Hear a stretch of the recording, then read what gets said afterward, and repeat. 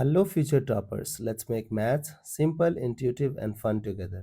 So, we got wholesome new problem which says let vector alpha. So, this is your vector alpha equals this, vector beta equals this, vector beta equals this as the combination of these two things. Great.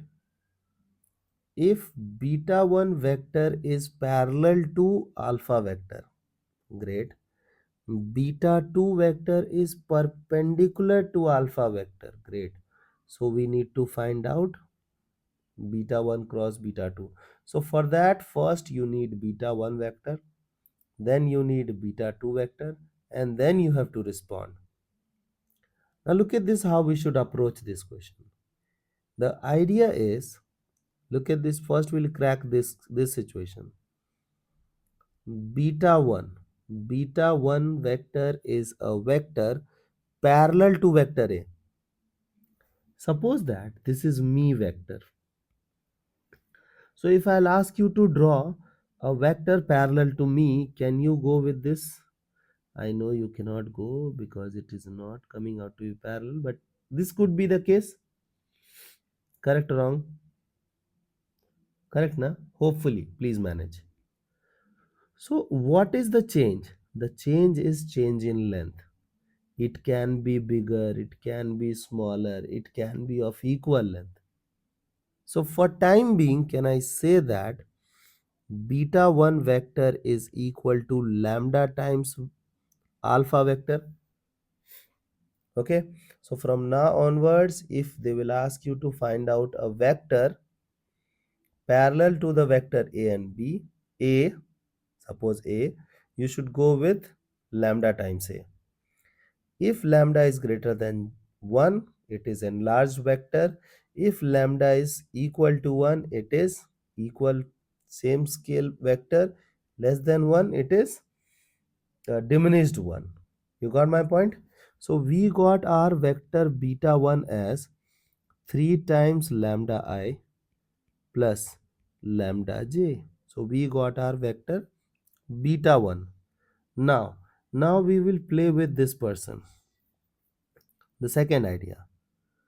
Acha, this thing is talking about beta 2 vector. So first we have to extract who is beta 2 vector.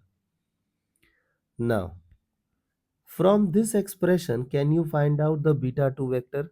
Sir, beta 2 vector is the combination of beta 1 vector minus beta vector. So who is beta 1 vector? Beta 1 is already this thing and beta is given. So can I say that 3 lambda minus 2 I cap? Correct? You're doing subtraction. Okay. Then lambda plus 1 j cap,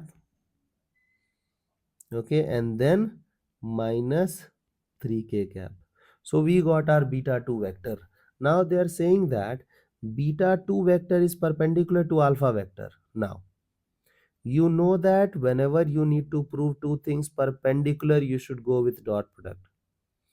You know that if you need to prove two things to be parallel, you should go with the cross product. So this thing is talking about perpendicularity, so we should go with the dot product. So can I go with this thing, beta 2 vector dot alpha vector, and this thing will surely give us 0 because both are perpendicular.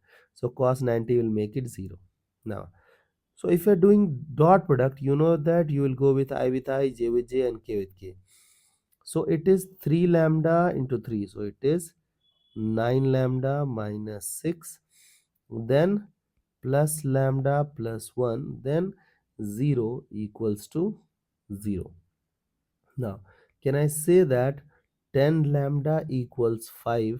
So the value of lambda becomes 1 by 2. Correct? So we got our lambda value as 1 by 2. We need what? Beta 1 cross beta 2.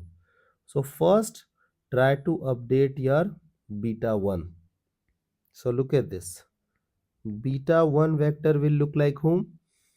3 by 2 I plus 1 by 2 j. So this is your beta 1 vector. Now go with the beta 2 vector. So who is beta 2 vector? So from here you will take help. So it is 3 by 2 minus 4 by 2. So it is minus of 1 by 2 I plus of 3 by 2 j minus 3k. So you got your beta 1 vector, beta 2 vector. Now we need to go with beta 1 cross beta 2. Do we need mod or directly? Yes, we need the cross product, correct?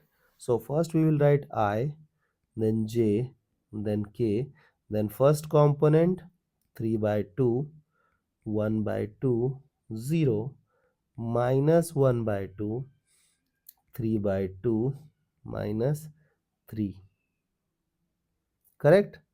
So we got our things done. Now let's expand this thing. So I will become what? Minus of 3 by 2. Minus j will become what? Minus 9 by 2. Then k will become what? It is 9 by 4 plus 1 by 4. So you guys can update. It is minus 3 by 2i plus 9 by 2j, and then it is 10 by 4. So it is 5 by 2k.